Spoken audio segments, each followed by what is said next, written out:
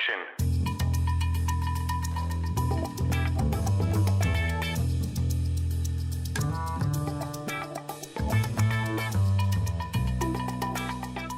Welcome to Filmmakers Focus. I'm Doc Kennedy, and today's focus is value pricing. My guest today is Kirk Bowman of the Art of Value podcast. I wanted to have Kirk on to talk about the different methods there are for pricing. I know a lot of us are doing freelance type work, and it's up to us to dictate the type of price that we feel is fair for us and our clients. Value pricing is something I've done from day one, and I'm super excited to share this episode with you. I know that you're going to get a lot out of this, and just love hearing the conversation go on about what's really working for everyone. So hit us up on Twitter, Instagram, at Filmmakers Focus. Join the Facebook group. We're getting a ton of action on all these platforms, and it's just awesome to see just the type of questions that are coming in, the type of responses that we're getting, and just building an awesome community of people that are excited about making motion picture. So without further delay, here is our conversation with Kirk Bowman. Kirk Bowman, welcome to Filmmakers Focus. Hey, Doc, it's a pleasure to be here. Thanks for inviting me on the show. I really appreciate you taking the time to do this. Value pricing is something that I'm a big fan of. I've been doing this from day one in video production, and I know that this applies to anyone that's on any level of filmmaking. So can you give us a little bit of background about how you got started in value pricing and why this is kind of your niche? Sure. So I've been self-employed all my life. I consider myself to be a career entrepreneur. And so I operate a software company still, but for the first 15 years of that business, we billed by the hour, which is very common in all types of professional services. But then I organized a panel at a technical conference on billing and estimating practices. And the irony is I actually took the position that the best way to do it was to bill by the hour. There was somebody else on the panel that took a position of value pricing, and he said one thing that resonated with me and that was really the pivot point for me. He said, if you bill by the hour, there's an artificial limit on your income. And as a lifelong entrepreneur, the idea that anything I was doing would limit my income really rubbed me the wrong way, and that set me out on this journey. So what did change as far as what you saw maybe in the next year, as far as what you were looking at hourly versus per project? So when I got back from the conference, that phrase haunted me, and I decided to start studying value pricing. So I bought a book from kind of one of the leading experts in the field. I read it, devoured it, read blogs, actually wound up hiring the guy that had been on that panel with me as a coach. And I made a commitment after 90 days of study to convert my business to value pricing within 1 year. We almost hit it. It took 13 months instead of 12. But we did that. And the outcome was we increased our income by 56% the first year and then 79% the second year. Were your clients willing to jump on that? How did that work in incorporating them and trying not to alienate them? Some were willing to make the switch and some were not. So when you implement value pricing, it is much easier to do it with new customers. In fact, that's where I recommend you start, because a new customer doesn't have a history with you, and so they are simply going to follow how you do business. An existing customer, you're really going to have a conversation with them to say, hey, I'm going to be changing my business model. This may or may not work for you, but let me tell you the change I'm making and give you the reasons why, and then let's do a project together under the new model and see what you think. Ultimately, you're going to find for existing customers, they're either going to make the switch and love it, they're going to make the switch at first and then resist, meaning they won't continue, they'll seek someone else, or they just won't be willing to start at all. And the good news is the ones that fall away are probably the ones that need to fall away. So you have a 4-step process that I'm really intrigued with, and I'm hoping that you can just break this down for us. Yeah, I'd be happy to. So I say, and I'm going to give you all 4 steps just to kind of frame our conversation. Yeah. There are 4 steps to value pricing. The first and most important step is to believe you create value. If you don't accomplish the first step, the other 3 don't matter. And I'll talk more about that in a second. The other 3 steps are discover value from the customer's perspective, create options for the customer, And then finally, start pricing as a way of doing business. I don't say set price, because pricing is a skill that can be learned just like you can learn to paint, or you can learn to sing, or you can learn a craft or a trade. It can be learned, and you learn it over time. So let's break this down. Let me start with believe you create value. It is human nature to undervalue what we do. It just is. I know people who know value pricing really well. In fact, I know one of the leading authors on value pricing, and he still underprices himself. Okay? We all have blinders on. No, you cannot look at yourself with objectivity. It's always subjective. And so learning to get better eyes on yourself helps you to believe the value you create. So how do you do that? Well, you've really got to start talking to other people. And there's probably 3 groups of people you can talk to. The first are your customers. Talk to them about what is the value they've gotten out of working with you. And just listen. Just listen. What are they able to do now? Why would they come back and do business with you again? Why are they so happy they did that project? What was the result of it? So not that you created a film or some piece of video content, but what were they able to do because of that? What was the change in their life? Also ask your peers. So this is a show about filmmaking. Ask other filmmakers. What do you think the value is I bring? My guess is in filmmaking, it's just like other artistic endeavors. Each filmmaker brings a unique perspective, a unique experience, a unique way of creating film or movies or whatever. And that's valuable. Their way of doing it. No 2 filmmakers are alike. And I know nothing about the filmmaking industry, but I'm pretty certain that these assumptions are correct because they're correct. Well, that's absolutely true. And that's why I don't have a problem with remakes, because it's coming from the eyes of someone else. The story is being told by a different set of eyes. Wow, I love the idea of a remake. I mean, Battlestar Galactica is the first one that jumps to my mind, because I remember loving the early Battlestar Galactica back during the 70s with Lauren Green. Okay. Yeah. And now fast forward to the new one, and Starbuck as a female, I literally rebelled, and now I love the character, love that actress in other movies. So yeah, the idea of a remake, that's a great example. And then the third group of people you could talk to are going to be the people close to you, your spouse, your close friends. Ask them what they see. Write down all these things that your customers, that your peers, and that your close friends and family tell you. Write them down and begin to think on them. And your mind will just do this. Our minds are, working in the shower when we're asleep or when we're mowing the lawn. And just let your mind begin to absorb that. And you'll begin to see that you are creating substantially more value than you think. And what that's going to do is it's going to help give you confidence so that when it comes time to complete the other steps, you're coming out of a place of strength. I like that, Kirk. So I'll tell you about some hurdles that I've had to jump. My first client coming out when I left the job and I ventured out freelance, my first client was at a decent price, and it was a little higher.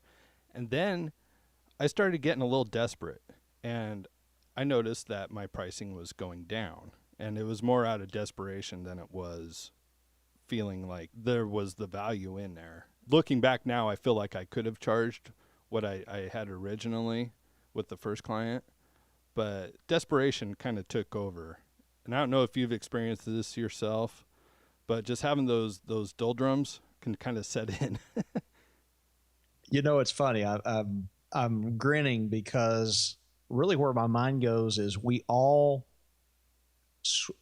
move away from the path and back to the path, right? We're all veering off course and coming back on course. Life is just simply a journey of course corrections. Yeah. And so this happens with pricing. And one of the things you've just mentioned is that one of those can be when you're hungry, pricing lower. Mm-hmm. The flip side, and this is where I erred. Okay. So you asked me if I had ever done that. I rarely did that. What I tend to do is I would tend to price too high. I mean, I literally would price it so high the customer just go, "Oh, no way. You're smoking crack," And so you can do, you can veer off course and come back. But so let me say something about the situation you mentioned. First of all, there's nothing wrong with feeding your family. Yeah. All right. It's a biblical mandate as far as I'm concerned. And if you're doing that, man, that's one of the ways you can believe you create value is because you're putting food on the table, a roof overhead, clothes on a body for your family. But at the same time, you are correct. If you let that desperation come in, it will force your prices lower. Sometimes you can set a price too low and actually drive the customer away. Just like an outrageously high price can drive a customer away, an outrageously low price. If they're talking to 3 other competitors and your price is 25% less than the other 2, they're going to wonder what you forgot. Yeah. And so it's kind of you got to think of it from the other perspective. Pricing is really, there's a sweet spot and you're trying to hit it. Just like a parachute jumper, in the Army, they're trying to hit a target on the ground a lot of times. So would you recommend for the video producers out there to be looking at their competitors' prices and try to find something within that range? No. I think you need to be aware of what the market space is, and you need to be aware of what your competitors are doing, but I would not use that information necessarily to set your own price, and here's why. We talked a minute ago, and I like, what was the term you just used? Video producer. Video producer. Okay, I like that term. Better than the one I'd used earlier. So a video producer, you kind of need to know what the going rate is, so you at least know where the benchmark or the center line is. But then you want to start going, okay, how do I add value through the videos or films that I create? What is my unique style? What do I bring to the table? If somebody goes to my website, are they reading material that says, hey, I'm a filmmaker or a video producer, here's what I can do for you? Or is it say something like, here's why I create movies or videos. Here's what I bring to the table. Here's the life experience that drives me to do it this way. I think a lot of times, I saw one recently, and I can't remember who it was, but there are certain individuals in filmmaking in Hollywood they're known for the way they approach filmmaking. They innovated in camera angles, or in the way they film special effects, or the way they approach a real life documentary or whatever. There are those kind of things. What are those things that make you unique? And drill in on those. Drill in on your uniqueness, because the more unique you are, the better you can price. And notice I didn't say the higher you can price, although that's true, but the better you can price. And the reason I say better is because ultimately what you're trying to do with pricing is you're trying to figure out that sweet spot that is higher than what the customer normally would pay, but not so high they'll say no. You're trying to figure out the optimal price that the customer will spend for what it is you're going to do. And if you are, marketing yourself as a commodity or view yourself as a commodity, then your prices will be lower. But if you're focusing on your uniqueness, not so much. So do you find that your self-confidence is either deflated or inflated through how you're viewing your worth and what your value is? Definitely.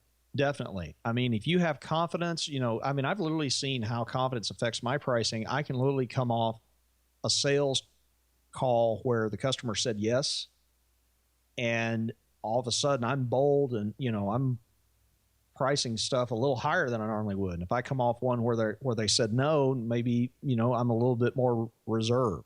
So yeah, that constantly affects you. But overall, if you've got an overall trajectory of getting better at seeing the value you create and identifying the value of your customers, you're going to have a general trajectory of up in your pricing, even though you may have, periodic ups and downs. When we were visiting before we started recording here, I had brought up the idea that maybe having a lower pricing could desaturate the industry. You got somebody that's doing something in the, let's say it's just a $1,500 project, and you got somebody that comes in and does it for $500. And you said, yeah, you didn't feel like that was the case. Can you jump into why that would be? Right. So there are things known as price wars, and you see it a lot like in gas stations or grocery stores or those kind of things where, they're all advertising the price on the same thing, and it's 10 cents lower here and 5 cents lower there and those kind of things. You want to avoid that in professional services, especially because there's just such a unique aspect. I mean, no two accountants are going to approach tax planning the same way. Even though it may be for the same individual with the same income, they're not going to approach it the same way because they have different experience. They bring different ways of approaching that particular customer issue or customer problem. Same thing in filmmaking. And so if it simply becomes a discussion of, okay, my hourly rate's 100, yours is 95, the person over there is 110, it can become a race to the bottom. And that's why I say focus on your uniqueness. Because if you get out of the competitive mindset, the commodity mindset, and start focusing on uniqueness, then all of a sudden really what other people are charging becomes irrelevant because it's not a commodity. You can't compare one to the other. And so, if there are four filmmakers in a certain area and three of them are in kind of a price war with each other, man, let them have at it. I don't want to be part of it. I want to be pricing above. It's interesting. A couple examples here. There's an old phrase that said nobody ever got fired for hiring IBM. This comes out of, IBM back in the, like the 60s, 70s, where, they were just this dominant force in technology. And, even if the project failed, it wasn't because you hired IBM, was kind of, what they're alluding to. So you want to have that kind of thing going on. And I forgot what my other example is. But anyway, you get the idea. This idea that, it was an attorney. Okay. If you're going to, if you need to get, if you're being accused of murder, who do you want? The $500 an hour or $1,000 an hour? Yeah. Yeah. And by the way, I don't advocate charging by the hour, but that's the way most attorneys do it. Yeah. Yeah. But that makes sense. Who do you want in that moment when you really need them? When you want the best of the best. And like you say, that's a great example of you want the best and you're going to pay for the best, but you're also looking at yourself as the best. And I think that's what I really want to help people discover is that, and I see this in art just everywhere, not just filmmaking. I see it in what we do because we look at each other and we start comparing and we start looking at, I think that guy's way better than me and I shouldn't be anywhere near what he's doing and I'm not worthy of that and all this garbage. And they had to start somewhere. And you're building yourself up into that. And I've taken on this challenge recently of purposely making sure that I'm upping my rate each time, no matter what the project is, that I'm at least trying to. And then we can back it down if needed. But at least I'm trying, and I'm really trying to get myself out of my comfort zone to take that next step in growing myself and growing my business. Yeah, you said it very well. I mean, pricing is about getting outside your comfort zone. And if you're not setting prices on a regular basis that make you a little bit uncomfortable, a little bit squeamish, then you're not stretching yourself. Yeah. And that's my goal every time. Well, and here's the irony of it. And I'll give an example for attorneys about this here in a minute, but in the creative space, whether it's filmmakers or painters or writers or whatever, musicians, we get, and I'm a musician, so I say we. Okay. That's how I made my first living, was as a musician. And we get so passionate about the art that we create, the creativity, and we will spend hours thinking about minute details and coming up with a new way to do it. Yet we never think about applying that same creativity to our pricing. And to me, you can be just as creative in pricing as you can in any other creative endeavor. In fact, that's where I get my excitement now, is helping customers get creative in their pricing, because I realize you can be creative there. It's an art form just like any other. I mentioned, what was the example? Again, I'm going back to attorneys. It'll come back to me. But anyway, it's that idea that you can have fun with pricing. You just got to experiment and be willing to take a few risks. Yeah. Well, can you give us an example of how you might be a creative with pricing?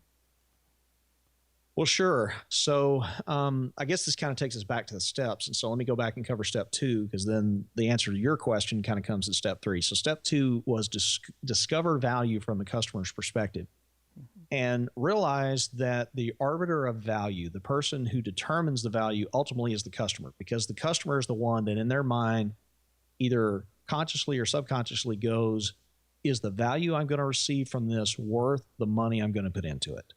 And they always want the value they're going to receive to be way higher than the price they're going to pay. Now, everybody wants a lower price. Okay. That's just human nature. I mean, if I can save $500,000 on something, I'm going to do it. But at the same time, I'm weighing that value price equation in my head. And the more we as providers can increase the value, the easier it's going to be to ask for a higher price. So how do you create higher value? Well, you need to understand what the customer thinks is valuable. Mm-hmm. So again, filmmaking, I'm just making these up as I go, but maybe for one of them, the value of black and white is nothing. Mm-hmm. Okay. They could care less. It's something else. But maybe for another customer, just finding somebody who's really skilled at doing it in black and white that can kind of almost approach that as an art form is real important. Well, if you're really good, if you're the guy who does black and white better than anybody else, or you've invented some unique ways, it seems like in this area, every once in a while, it seems like in Photoshop or some other program that literally an effect will be named after somebody, right, who came up with it. If you're that kind of guy, you can price it. Well, in that situation, you discovered the customers who black and white was incredibly valuable for, right? You were keying into the value they had. So once you've done that, then to answer your question, you can create options. And this is where the creativity comes in. You think about how we buy things. I mean, think about fast food. And, they've kind of dumbed it down, but still most places now you go and order, the meal. They're going to say, do you want that in small, medium, or large? Right? They're offering you 3 choices. And if you think about this, if you pay attention, it's a lot of places. It is all over the map. I think about the movie theater that's close to me. They offer 3 combos. They offer one that's popcorn and a drink, popcorn and 2 drinks, and I can't remember what the third one is because I never buy it. But they give me 3 choices. And by the way, I usually buy the middle one at the theater. And this is what you'll find. When you offer people choices, they will wind up most of the time, not always, but the majority of the time going with the middle option. In my experience, and I can't point to a study that documents this, but in my own experience, I find that the second most likely is the high one. Okay. And the third most common is the low one. If you're finding the lowest one being the most common, then you're probably there's something you can do with your options. But by offering choices, there's a mental shift that's happening with the customer. It goes from a decision of will I hire this person to how will I hire this person, right? When you offer one option, you got a 50% chance of a no. When you offer 3 options, you got a 25% chance of a no. So it's getting creative in the options. And, options can be as simple as the time frame. It can be the technology you use. The cool thing about professional services is you can get really creative about how do you offer those options? How do you vary it? That's great. That's what I like to do with weddings is I offer 3 different options. So, the highest being multiple cameras, going the whole day, getting everything, music video, whatever that might look like, and catered towards that person as I've gotten to know them. The bottom tier being just the ceremony, single camera, and then doing a middle portion that gives them that option as well. So exactly. Yeah, that works out perfect for what you said. And it's definitely been my experience that they enjoy the just having that option. Yeah, it's interesting as you talk about weddings, something that jumped into my mind was, so do you offer a narrator? You have somebody narrating the wedding on the video? That seems to be a way you could differentiate. I don't even know if people do that. Maybe there's a reason that you wouldn't do that, but that's where my mind immediately goes is how can I offer something? And here's the great thing about options. Ideally, what you want to look for is things that are incredibly high value to the customer, that are the energy to create it is very low for you. That's a win-win, right? And those are the things to look for. Those are the harder things to come up with. But boy, when you find them, and if you're the first person to do it that they've come across, that's an advantage. Oh, sure. Like there's a guy out there that does same-day edits, and that's his niche.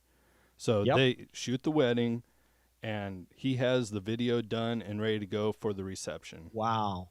I bet he can charge, my guess he's charging a premium of 25 to 33% at least. Oh, yeah. He's banking. He's doing really well with it. But that's another one of those things where he jumped in and he was the first to do it, and now he's rocking and rolling. Yeah, and what he did is he used one of the things that is most valuable is time of delivery, how quick, right? And this can be a challenge. Some things just need to bake, right? I do software. Any custom software that's done on an incredibly rushed schedule is not going to be good software, right?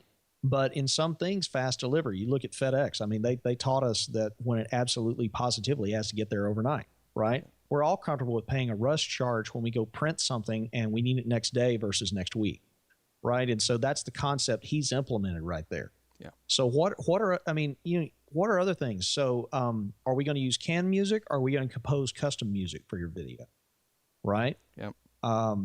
What is a unique camera shot you could offer, right? Is there a unique piece of equipment? Do I have a friend who's an eye surgeon, and he is basically coming into a new hospital that's in a growing area, and to help grow the business there, They literally bought this laser that maybe, 10% of the docks in the country have. Yeah. Invested heavily in it. But that creates an advantage for them for a while. And technology is one of those things where it's an advantage initially, but there's always got to be a next thing. But those kind of things, get creative. Don't just do it the way everybody does it. Sure. Well, another example from myself is, so I always try to do half up front, have the client pay half up front, which can be kind of tough if it's a wedding. I understand that they're dumping a lot into that time and they're going to have more money on the back end. So I will work with them on that. But on other projects, if it's half up front, I'll have it done within the time frame that we say. But if they pay all up front, I'll guarantee it within the week. Yeah, so what you're doing is you're saying, hey, if you'll pay me all up front, I'll make you the primary, the next project. Your project becomes highest priority. You're going to get it fastest. That's it. And by the way, I'm gonna give you some thoughts on payment. Mm-hmm. I think you have to ask for at least 30% up front. Not 30, 50. Mm-hmm. Okay, 50 is a minimum. Mm-hmm.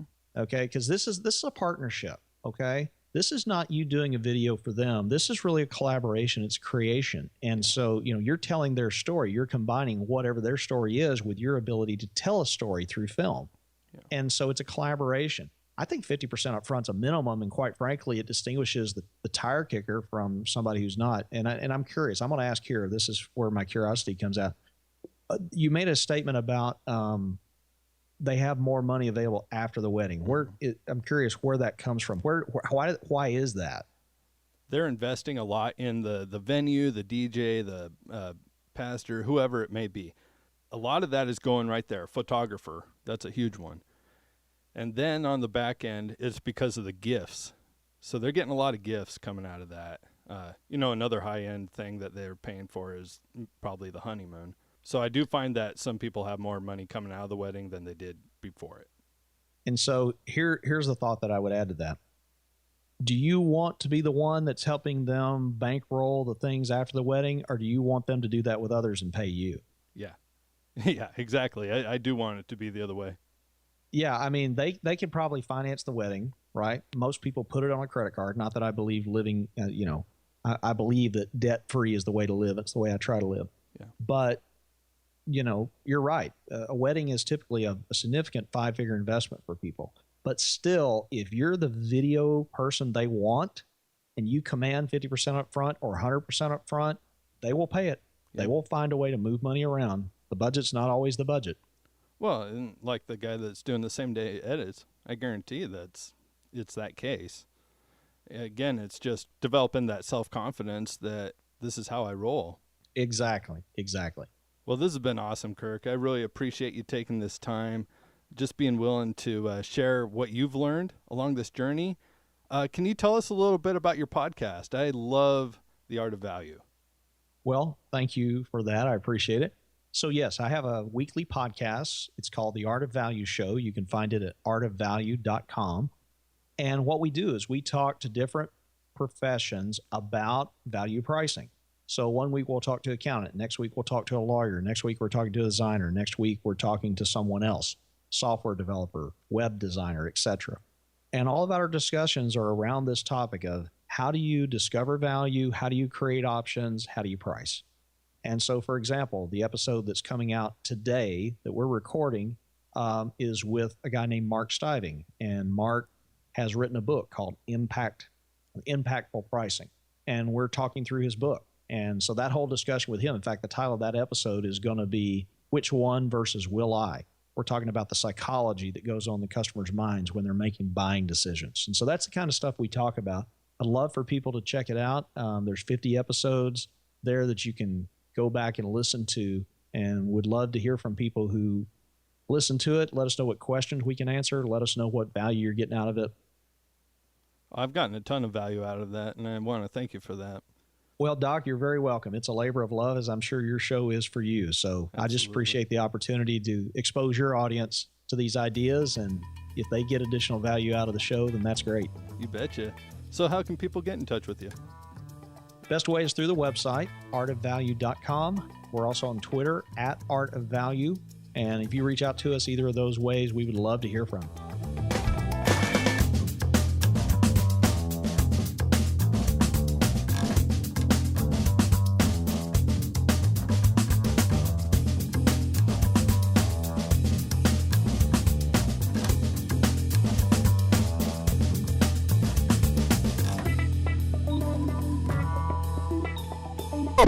And cut.